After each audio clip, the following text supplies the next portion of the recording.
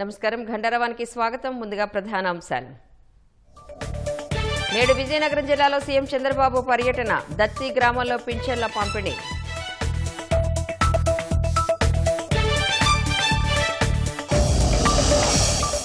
జగన్ జమానాలో వారానికి 4 రైతుల ఆత్మహత్య.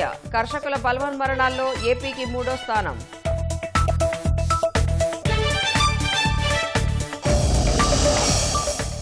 గోదావరి నదికి కొనసాగుతున్న వరద ఉధృతి. కోనసీమలోని లంక గ్రామాలను చుట్టుముట్టిన నీరు.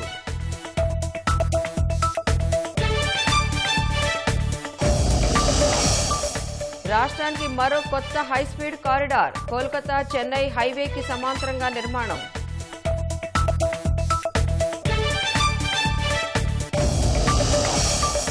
బీఆర్కు Kadapa 1 town CI Ramakrishna Yadav. YCP నేతలపై కేసు నమోదు చేశారని చర్యలు.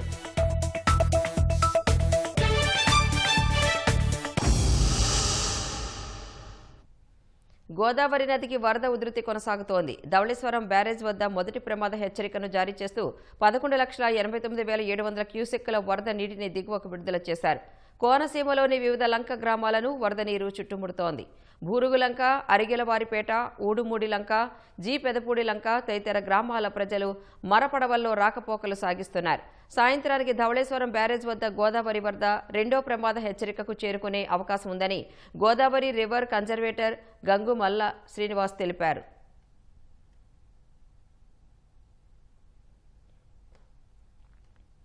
శ్రీశైలం ప్రాజెక్టుకు భారీ వరద కొనసాగుతోంది. జూరాల, సుంకేస్ల ప్రాజెక్టుల నుంచి అధిక మొత్తంలో వరద ప్రవహిస్తోంది. శ్రీశైలం ప్రాజెక్టులో 5,90,283 క్యూసెక్కులు చేరుతోంది. శ్రీశైలం నుంచి 5,90,757 క్యూసెక్కులు విడుదల చేస్తున్నారు. పోతిరెడ్డిపాడు హెడ్ రెగ్యులేటర్ నుంచి 5,000 క్యూసెక్కులు, ఎడమగట్టు విద్యుత్ కేంద్రం నుంచి 35,315 క్యూసెక్కులు, కుడిగట్టు విద్యుత్ కేంద్రం నుంచి 28,082 క్యూసెక్కులు విడుదల చేస్తున్నారు. 10 స్పిల్వే గేట్లను 23 అడుగులు ఎత్తి 5,21,360 క్యూసెక్కులు నాగార్జున సాగర్కు విడుదల చేస్తున్నారు. శ్రీశైలం ప్రాజెక్టు ప్రస్తుత నీటి మట్టం 883.10 అడుగులకు చేరింది. నీటి నిల్వ సామర్థ్యం 205.22 టీఎంసీలుగా కొనసాగుతోంది. ముఖ్యమంత్రి చంద్రబాబు నేడు విజయనగరం జిల్లాలో ఎన్టీఆర్ భరోసా పింఛన్లు పంపిణీ చేయనున్నారు. గత రాత్రి ఢిల్లీలో బస చేసిన ఆయన అక్కడి నుంచి విశాఖ చేరుకోనున్నారు. అక్కడి నుంచి గజపతి నగరం నియోజకవర్గం దత్తి గ్రామానికి వెళ్లనున్న సీఎం లబ్ధిదారుల ఇంటికి వెళ్లి సామాజిక పింఛన్లు అందజేయనున్నారు. వారి సమస్యల్ని తెలుసుకోనున్నారు. ఆ తర్వాత పార్టీ నాయకులు, కార్యకర్తలతో సీఎం సమావేశమవుతారు. పేదల సేవలో కార్యక్రమంలో భాగంగా ముఖ్యమంత్రి చంద్రబాబు నేడు విజయనగరం జిల్లాలో పర్యటించనున్నారు. ఉదయం 11 గంటల తర్వాత విశాఖ నుంచి హెలికాప్టర్లో గజపతి నగరం నియోజకవర్గం దత్తి గ్రామానికి చేరుకుంటారు. ఎన్టీఆర్ భరోసా పింఛన్ల పంపిణీ కార్యక్రమంలో సీఎం పాల్గొంటారు. లబ్ధిదారుల ఇంటికి వెళ్లి పింఛన్ అందజేయనున్నారు. వారి సమస్యలను అడిగి తెలుసుకోనున్నారు. ముఖ్యమంత్రి దత్తి పర్యటన ఏర్పాట్లను మంత్రులు కొండపల్లి శ్రీనివాస్, అనిత, సంధ్యారాణి పర్యవేక్షించారు.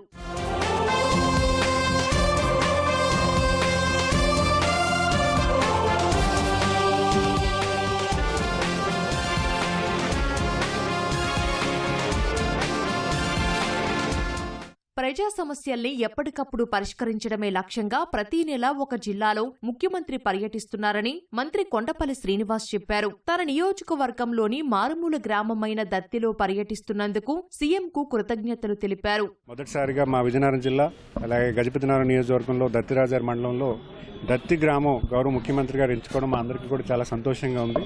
ఈ గ్రామం చాలా ఆదర్శమైనటువంటి గ్రామం. ఎక్కువగా రైతు వారి కుటుంబాలు ఎక్కువ ఉంటాయి. చాలామంది చదువుకున్న వ్యక్తులు ఉంటారు. మరీ ముఖ్యంగా గౌరవ ముఖ్యమంత్రి గారి ఆలోచనలో ఎక్కువ మంది ఇక్కడ స్వాగతించే పరిస్థితి. హైవేకి చాలా ఒక 10 కిలోమీటర్ల లోపల ఉన్నా కూడా గౌరవ ముఖ్యమంత్రి గారు ఈ గ్రామాన్ని ఎంచుకోవడం మా అందరికీ కూడా చాలా ఆనందంగా ఉంది. ఇక్కడ ప్రజా వేదికగా ఇక్కడ ఉన్నటువంటి గ్రామస్తులందరినీ కూడా గౌరవ ముఖ్యమంత్రి గారు కలవడం జరుగుతుంది. ప్రతి నెల 1వ తారీఖున ఒక గ్రామాన్ని ఎంచుకొని ఆ గ్రామంలో ఉన్నటువంటి పరిస్థితులు స్థితిగతులు తెలుసుకొని, అలాగే ఇక్కడ ఉన్నటువంటి పెన్షన్లు కూడా పెన్షన్లు ఎవరికైతే ఇస్తున్నారో వాళ్ళు కూడా కష్టసుఖాలు తెలుసుకొని పరిపాలన ఏ రకంగా చేస్తే బాగుంటుందని ఒక ఆలోచన కార్యాచరణ గౌరవ ముఖ్యమంత్రి గారు 16 మాసాలుగా మనం చూస్తున్నాము. దాన్ని ఈరోజు మళ్ళీ అలవరుస్తూ ఈరోజు ఇక్కడ రావడం అనేది మా అందరికీ కూడా చాలా ఆనందం కలిగిస్తుంది. కూటమి అధికారం చేపట్టాక సీఎం చంద్రబాబు తొలిసారి విజయనగరం జిల్లాలో పర్యటిస్తున్నారు. ఈ పర్యటనలో పార్టీ కేడర్తోనూ చంద్రబాబు భేటీ కానున్నారు. రాష్ట్రానికి మరో హైస్పీడ్ కారిడార్ రానుంది. ప్రస్తుతం కోల్కతా చెన్నై జాతీయ రహదారి 16 మన రాష్ట్రం మీదుగా వెళ్తుండగా దీనికి సమాంతరంగా కొత్త హైవే నిర్మాణం జరగనుంది. సరకు రవాణాకు ప్రాధాన్యం ఇచ్చేలా బంగాల్లోని ఖరగ్పూర్ నుంచి ఏపీ మీదుగా చెన్నైకి హైస్పీడ్ గ్రీన్ఫీల్డ్ కారిడార్ నిర్మించాలని కేంద్రం నిర్ణయించింది. దీని అలైన్మెంట్పై కేంద్ర రవాణా జాతీయ రహదారుల మంత్రిత్వ శాఖ కసరత్తు ఆరంభించింది. ఇప్పుడున్న కోల్కతా చెన్నై హైవేలో వాహన రద్దీ విపరీతంగా పెరిగింది. ఈ హైవే పూర్తి స్థాయిలో 6 వరుసలుగా కూడా లేదు. కొన్ని చోట్ల 4 వరుసలుగా ఉంది. వాహనాలు వేగంగా వెళ్లేందుకు అవకాశం ఉండడం లేదు. ఈ సమస్య పరిష్కారంపై దృష్టి సారించిన కేంద్రం జాతీయ రహదారికి సమాంతరంగా హైస్పీడ్ కారిడార్ నిర్మాణానికి సిద్ధమైంది. కోల్కతా చెన్నై హైవేకి ఓవైపు తీర ప్రాంతం ఉంది. ఈ జాతీయ రహదారి విశాఖ నగరానికి దగ్గరగా వెళుతుంది. అలా విజయవాడ సమీపంలో అమరావతి ఔటర్ రింగ్ రోడ్లో కలుస్తుంది.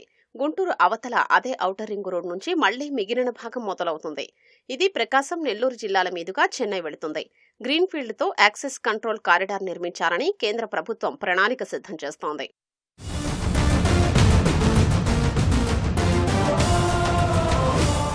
ఇప్పుడున్న కోల్కతా చెన్నై హైవేకి సమాంతరంగా మరొక హైవే వస్తే వాహనదారులకు పెద్ద ఊరట లభిస్తుంది. ఈ హైవే కొత్త ప్రాంతాల మీదుగా వెళుతుండటంతో అనుసంధానం ఏర్పడి అవి అభివృద్ధి చెందేందుకు అవకాశం ఉంటుంది. రాజధాని అమరావతి చుట్టూ నిర్మిస్తున్న ఔటర్ రింగ్ రోడ్డు 7 హైవేల మీదుగా వెళుతుంది. ఉత్తర, దక్షిణాది రాష్ట్రాల్ని అమరావతి అనుసంధానం చేస్తుంది. అలాగే అమరావతిలో అనేక కొత్త సంస్థలు ఏర్పాటవుతున్నాయి. మునుముందు ఇతర రాష్ట్రాల నుంచి రాష్ట్ర రాజధానికి రాకపోకలు సాగించే వాహనాలు భారీగా పెరగనున్నాయి. వీటన్నింటినీ దృష్టిలో పెట్టుకుంటే కొత్త హైవే నిర్మాణం అటు రాష్ట్రానికి, ఇటు రాజధాని అమరావతికి ఎంతో కీలకం కానుంది.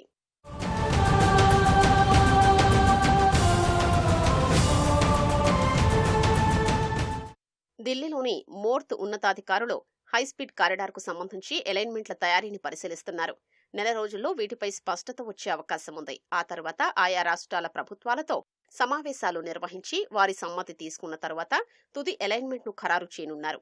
అప్పుడు ఈ ప్రాజెక్టుకు ఎంత వ్యయమవుతుంది, ఎంత మేరకు భూసేకరణ చేయాల్సి ఉంటుంది తదితర వివరాలన్నింటిపై స్పష్టత వస్తుంది.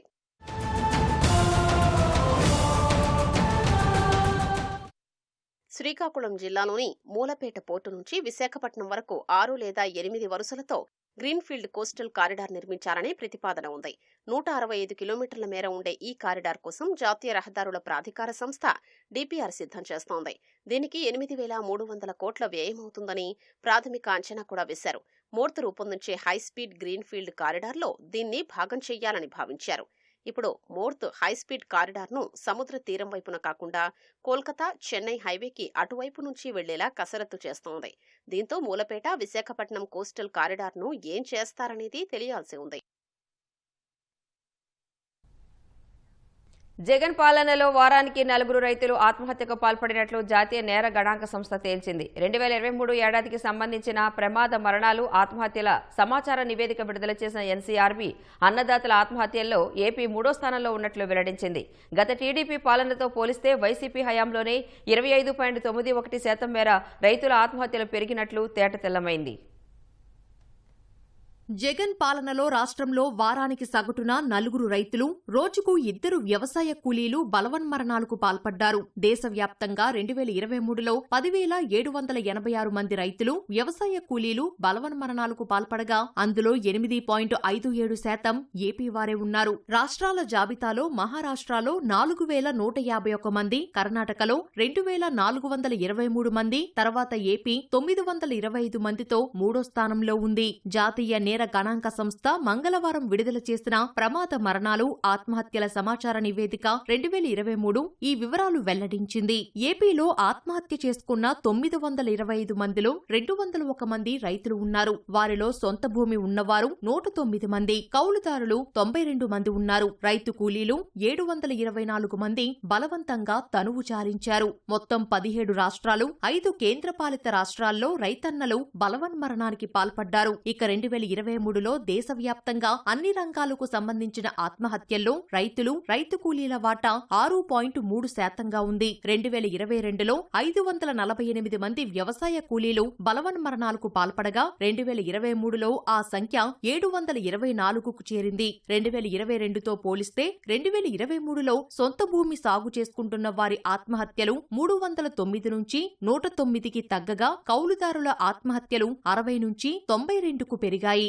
రాష్ట్రంలో 2014-18 మధ్య 5 ఏళ్ల కాలంలో ఏటా సగటున 766 మంది చొప్పున 5 ఏళ్లలో 3832 మంది రైతులు ఆత్మహత్య చేసుకోగా 2019-2023 మధ్య కాలంలో సగటున 965 మంది చొప్పున 4825 మంది రైతులు ఆత్మహత్య చేసుకున్నారు. అంటే టీడీపీ పాలనతో పోలిస్తే వైసీపీ హయాంలో 25.91% మేర రైతు ఆత్మహత్యలు పెరిగినట్లు గణాంకాలు చెబుతున్నాయి. అదే సమయంలో మోదీ తొలి 5 ఏళ్ల కాలంలో ఏటా 11,469 మంది చొప్పున 5 ఏళ్లలో 57,345 మంది రైతులు ఆత్మహత్య చేసుకోగా మలి 5 ఏళ్లలో ఏటా 10,783 మంది చొప్పున 53,915 మంది తనువు చాలించారు. తొలి 5 ఏళ్లతో పోలిస్తే మలి 5 ఏళ్లలో దేశవ్యాప్తంగా 5.98% మేర రైతు ఆత్మహత్యలు తగ్గాయి. ఒకప్పుడు మహారాష్ట్రలోని విదర్భ తర్వాత అత్యధిక ఆత్మహత్యలు నమోదయ్యే తెలంగాణ ప్రాంతం ఇప్పుడు 14వ స్థానానికి పరిమితమైంది. 2023లో ఆ రాష్ట్రంలో మొత్తం 56 మంది రైతులు ఆత్మహత్యకు పాల్పడ్డారు. 14 రాష్ట్రాలు, కేంద్రపాలిత ప్రాంతాల్లో వ్యవసాయంపై ఆధారపడిన వారు ఒక్కరు కూడా ఆత్మహత్య చేసుకోలేదు. అందులో అరుణాచల్ ప్రదేశ్, బీహార్, గోవా, హిమాచల్ ప్రదేశ్, జార్ఖండ్, మణిపూర్, మిజోరాం, నాగాలాండ్, ఒడిశా, త్రిపుర, పశ్చిమ బెంగాల్, చండీగఢ్, ఢిల్లీ, లక్షద్వీప్లు ఉన్నాయి. వెనుకబాటుతనానికి ఉదాహరణగా చెప్పుకునే బీహార్లో ఒక్క ఆత్మహత్య కూడా నమోదు కాలేదు. దేశవ్యాప్తంగా అన్నదాతల ఆత్మహత్యలు 10 ఏళ్లలో 8.37% తగ్గాయి. 2013లో మొత్తం 11,772 మంది ఇలా తనువు చాలించగా 2023 నాటికి ఆ సంఖ్య 10,786కు తగ్గింది. మొత్తం ఆత్మహత్యల్లో రైతుల వాటా 10 ఏళ్ల క్రితం 8.7% మేర ఉండగా ఇప్పుడు అది 6.3%కి తగ్గింది.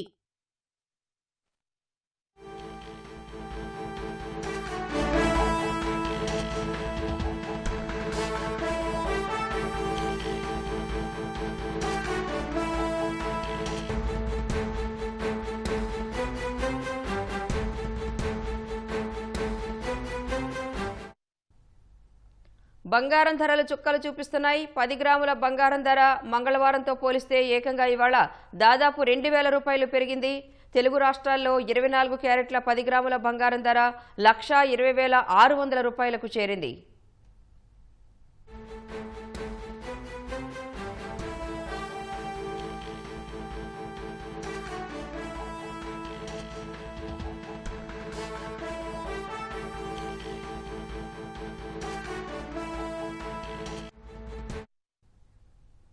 బంగారం ధరలు చుక్కలు చూపిస్తున్నాయి. మళ్లీ బంగారం ధర పెరిగింది. 10 గ్రాముల బంగారం ధర మంగళవారంతో పోలిస్తే ఏకంగా ఇవాళ దాదాపు 2,000 రూపాయలు పెరిగింది. తెలుగు రాష్ట్రాల్లో 24 క్యారెట్ల 10 గ్రాముల బంగారం ధర 1,20,600 రూపాయలకు చేరింది.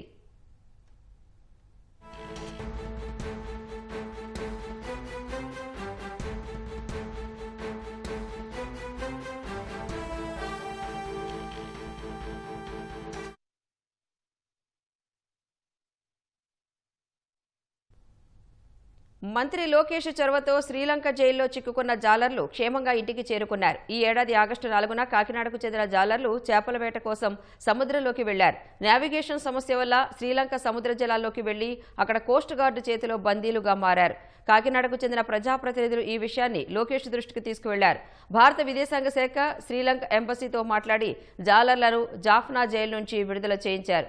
52 రోజుల తర్వాత మత్స్యకారులు క్షేమంగా ఇంటికి చేరుకోవడం ఆనందంగా ఉందని లోకేష్ సంతోషం వ్యక్తం చేశారు.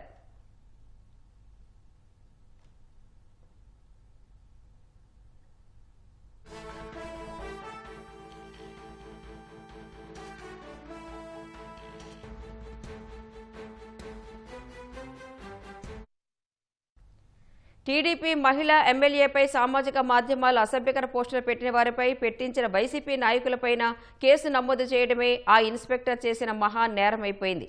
కేసు నమోదు చేసిన మరుక్షణమే ఆ సీఐని వీఆర్కి పంపించేశారు. కడప జిల్లాలో చోటు చేసుకున్న ఈ ఘటన చర్చనీయాంశంగా మారింది.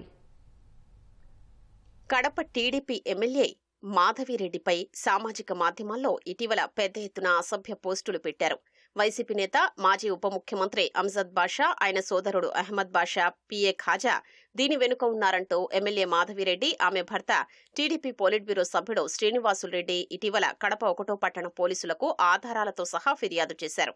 కడప 1వ పట్టణ సీఐ రామకృష్ణ యాదవ్ ఆ ముగ్గురిపైన సోమవారం కేసు నమోదు చేశారు. అలా కేసు నమోదైందో లేదో గంటల వ్యవధిలోనే ఆ సీఐను వీఆర్లోకి పంపిస్తూ ఉత్తర్వులు జారీ అయ్యాయి. దీనిపై టీడీపీ వర్గాలు విస్మయం వ్యక్తం చేస్తున్నాయి.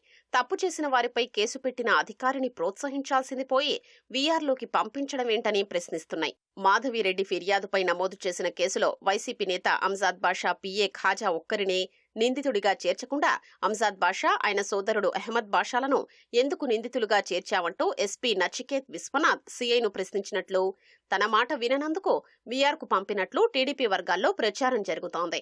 ఈ అంశంపై ఎస్పీ నచికేత్ విశ్వనాథ్ ను అడగ్గా క్రమశిక్షణ ఉల్లంఘించినందుకే సీఐపై తాత్కాలిక చర్యలు తీసుకున్నామని చెప్పారు. సీఐ రామకృష్ణ యాదవ్ వైసీపీ హయాంలో తీవ్ర వేధింపులకు గురయ్యారు. 2019లో వైసీపీ అధికారం చేపట్టే నాటికి కడపలో సీఐగా పనిచేస్తున్న ఆయన్ను అక్కడి నుంచి బదిలీ చేసి దాదాపు ఏడాది పాటు వీఆర్లో పెట్టారు. ఆ తర్వాత కూడా అంజాద్ బాషా, నాటి కడప మేయర్ సురేష్ బాబు, రామకృష్ణ యాదవ్ను కడప జిల్లాలోనే ఉండనివ్వకుండా అనంతపురం జిల్లాకు బదిలీ చేయించారు. అక్కడ ఏ పోస్టింగు దక్కనీయకుండా వీఆర్లోనే ఉంచారు. దాదాపు 2 ఏళ్ల తర్వాత అప్రాధాన్యమైన మానవ హక్కుల కమిషన్ విభాగంలో సీఐగా పోస్టింగ్ లభించింది. వైసీపీ బాధితుడైన ఆయన్ను కూటమి ప్రభుత్వం అధికారంలోకి వచ్చాక కడప 1వ పట్టణ పోలీస్ స్టేషన్లో సీఐగా నియమించారు. అలాంటి అధికారిని సామాజిక మాధ్యమాల్లో అసభ్య పోస్టులు పెట్టించిన వైసీపీ నేతలపై కేసు నమోదు చేసిన నేరానికి వీఆర్కు పంపడం తీవ్ర విమర్శలకు దారితీసింది. కడప స్పెషల్ బ్రాంచి వైసీపీ సానుభూతి పరులైన పోలీసు అధికారులతో నిండిపోయిందని, వీరిచ్చిన తప్పుడు సమాచారం మేరకే ఉన్నతాధికారులు రామకృష్ణ యాదవ్పై చర్యలు తీసుకున్నారని ప్రచారం జరుగుతోంది. బంగాళాఖాతంలో మరో అల్పపీడనం ఏర్పడింది. ఇది వాయుగుండంగా బలపడి శుక్రవారం నాటికి దక్షిణ ఒడిశా, ఉత్తరాంధ్ర మధ్య తీరం దాటొచ్చని ఐఎండీ అంచనా వేస్తోంది. వీటి ప్రభావంతో రాష్ట్రంలోని పలు ప్రాంతాల్లో భారీ వర్షాలు కురుస్తాయని అమరావతి వాతావరణ కేంద్రం తెలిపింది. ఇవాళ పార్వతీపురం, మన్యం, అల్లూరి సీతారామరాజు, ఏలూరు, తూర్పుగోదావరి, కృష్ణా జిల్లాల్లో గురువారం అల్లూరి సీతారామరాజు, అనకాపల్లి, కాకినాడ, డాక్టర్ బిఆర్ అంబేద్కర్ కోనసీమ, తూర్పుగోదావరి, ఏలూరు, పశ్చిమ గోదావరి, కృష్ణా, ఎన్టీఆర్ జిల్లాల్లో భారీ వానలు పడొచ్చని హెచ్చరించింది.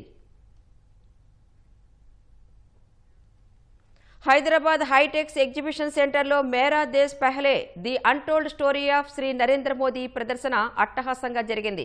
ప్రధాని మోదీ జీవిత చరిత్ర ఆధారంగా రూపొందించిన మ్యూజికల్ సాగా కార్యక్రమాన్ని మాజీ ఉపరాష్ట్రపతి వెంకయ్యనాయుడు ముఖ్య అతిథిగా హాజరై ప్రారంభించారు. తెలంగాణ గవర్నర్ జిష్ణుదేవ్ వర్మ, మాజీ గవర్నర్లు బండారు దత్తాత్రేయ, విద్యాసాగర్ రావుతో పాటు బీజేపీ ఎంపీలు, రామోజీ గ్రూప్ సంస్థల సీఎండీ సిహెచ్ కిరణ్ సహా పలువురు సినీ ప్రముఖులు హాజరయ్యారు. ప్రముఖ బాలీవుడ్ గేయ రచయిత, కవి మనోజ్ ముంతాషిర్ ఈ నాటకాన్ని రచించి ప్రదర్శించారు. ప్రధాని మోదీ వ్యక్తిగత జీవితంలో ఎదుర్కొన్న అనుభవాలు, స్ఫూర్తిదాయక ప్రయాణాన్ని పద్య కథనం, ప్రత్యక్ష సంగీతం కలగలిపి ఉద్వేగభరితంగా ప్రేక్షకులకు అందించారు. ప్రధాని జీవితంలోని విశేషాలను తెలిపే చిత్రాలను సైతం ప్రదర్శనకు ఉంచారు. హైదరాబాద్లో ప్రదర్శన నిర్వహించడంపై నాటక నిర్మాత మనోజ్ సంతోషం వ్యక్తం చేశారు. 2 గంటల పాటు సాగే మేరా దేశ్ పెహ్లే నాటకాన్ని దేశంలోని ముఖ్య నగరాలన్నింటిలో ప్రదర్శిస్తామని వివరించారు.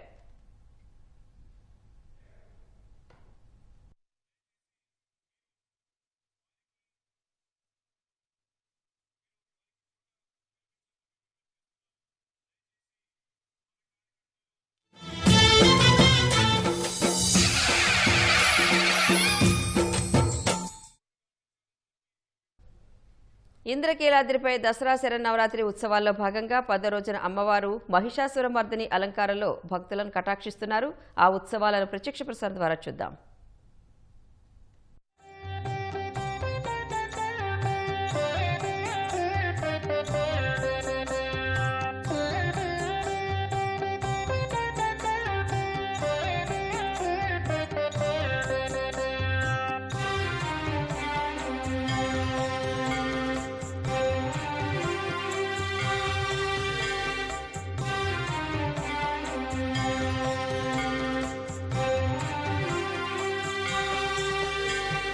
జయ జయ దుర్గా వైష్ణవి దుర్గా భార్గవి దుర్గా జయ దుర్గా మంగళప్రదమౌ మాంగళ్యదాయిని మంగళ గౌరీ శ్రీ దుర్గా మంగళ గౌరీ శ్రీ దుర్గా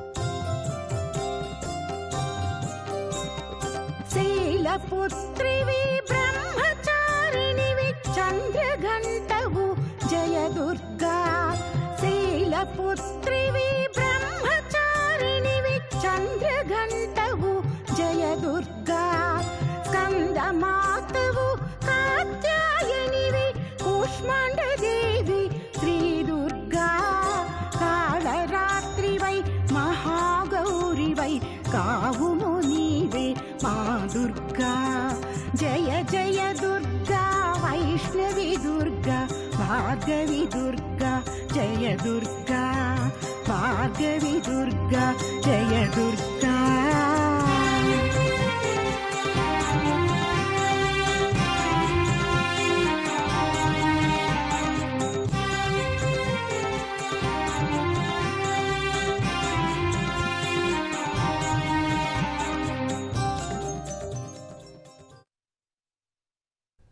దసరా పండుగ వేళ మైసూరులో వజ్రముష్టి కళగ అనే సంప్రదాయ కుస్తీ పోటీ ప్రత్యేక ఆకర్షణగా నిలుస్తోంది. పురాతన కాలం నుంచి ఆచారంగా వస్తున్న ఈ పోటీల్లో జెట్టి వర్గానికి చెందిన వారు పాల్గొంటారు. విజయదశమి రోజున మైసూరు ప్యాలెస్లో రాజకుటుంబం ఈ పోటీలను నిర్వహిస్తోంది. మైసూరు, బెంగళూరు, చామరాజనగర్, చెన్నపట్న ప్రాంతాలకు చెందిన నలుగురు నైపుణ్యం కలిగిన మల్లయోధుల మధ్య ఈ కుస్తీ పోటీ సాగుతుంది. పోటీలు ప్రారంభించే ముందు జమ్మి చెట్టుకు పూజలు చేస్తారు. అనంతరం దసరా జంబూ సవారీ చేస్తారు. వజ్రముష్టి కళగా పోటీల్లో పాల్గొనేవారు గుండు గీయించుకుని వేళ్లల్లో ఇమిడిపోయే చిన్నపాటి ఇనుప ఆయుధాన్ని చేతికి ధరించి ముష్టి యుద్ధం చేస్తారు. ఈ ఆయుధాన్నే వజ్రముష్టి అంటారు. పోటీల్లో భాగంగా తమ ప్రత్యర్థులను రక్తం చిందించి ఓడించాల్సి ఉంటుంది. అప్పుడే రాజకుటుంబం విజయయాత్రకు బయలుదేరుతుంది. తరువాత బన్నీ పూజ జరుగుతుంది. అక్కడితో ప్యాలెస్లో నవరాత్రి పూజలు ముగుస్తాయి. విజయనగర చక్రవర్తుల పాలనలో ప్రాచుర్యం పొందిన ఈ కుస్తీ పోటీని మైసూరు వడయార్ రాజకుటుంబీకులు ఇప్పటికీ కొనసాగిస్తున్నారు.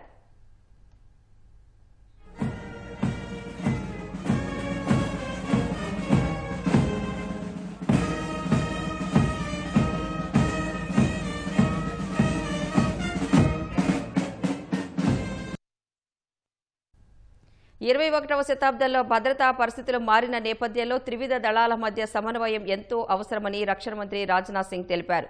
వేగంగా మారుతున్న పరిస్థితులకు అనుగుణంగా త్రివిధ దళాలు కలిసి పనిచేయడం తప్పనిసరి అని సూచించారు. త్రివిధ దళాల ఉమ్మడి శక్తికి ఆపరేషన్ సింధూర్ ఓ సజీవ సాక్ష్యమన్నారు.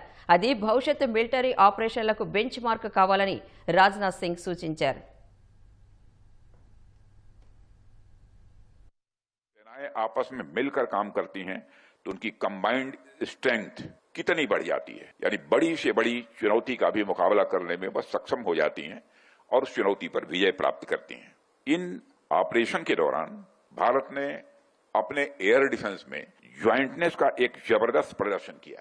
इंडियन एयरफोर्स का integrated air command and control system यानी IACCS, जिसको इंडियन आर्मी के आकाश तीर और इंडियन नेवी के त्रिगुण के साथ सीमलेसली इंटीग्रेट किया गया और मैं मानता हूं इस सफलता का यह आधार था। और इन सिस्टम्स की ट्राई सर्विस सिनर्जी ने एक यूनिफाइड और real time operational picture create की, जिससे कमांडर्स को तुरंत सही समय में और सही फैसले लेने की एक शक्ति मिली। సెంట్రల్ ఫిలిప్పీన్స్ లో భారీ భూకంపం సంభవించింది. రిక్టర్ స్కేలుపై 6.9గా నమోదైనట్లు అమెరికా జియోలాజికల్ సర్వే వెల్లడించింది. భూకంపం కారణంగా జరిగిన వేర్వేరు ప్రమాదాల్లో సుమారు 20 మంది మృతి చెందగా పదుల సంఖ్యలో గాయపడ్డారు. మృతుల సంఖ్య మరింత పెరిగే అవకాశం ఉందని అధికారులు అనుమానం వ్యక్తం చేస్తున్నారు. సెబు ప్రావిన్స్ లోని బోగో నగరానికి 17 కిలోమీటర్ల దూరంలో భూకంప కేంద్రం ఉందని అధికారులు తెలిపారు. మృతుల సంఖ్య మరింత పెరిగే అవకాశం ఉందని అధికారులు అనుమానం వ్యక్తం చేస్తున్నారు. బోగో నగరంలో అత్యధికంగా 14 మంది మృతి చెందారు. భూకంపం ధాటికి అనేక ఇళ్లు, బహుళ అంతస్తుల భవనాలు ధ్వంసమయ్యాయి. విద్యుత్ సరఫరా నిలిచిపోయింది. రహదారులు బీటలు వారాయి. పర్వత ప్రాంతాలలో ఉన్న గ్రామాలపై కొండ చర్యలు విరిగిపడటంతో అక్కడికి చేరుకోవడానికి సహాయక బృందాలు శ్రమిస్తున్నాయి. తొలుత సునామీ హెచ్చరికలు జారీ చేసిన ఫిలిప్పీన్స్ జియోలాజికల్ విభాగం ఆ తర్వాత వాటిని ఉపసంహరించుకుంది. ఇటీవల రాగస తుఫాను సృష్టించిన బీభత్సం నుంచి ఇప్పుడిప్పుడే ఫిలిప్పీన్స్ వాసులు కోలుకుంటుండగా భూకంప రూపంలో మరోసారి ప్రకృతి వారిపై విరుచుకుపడింది.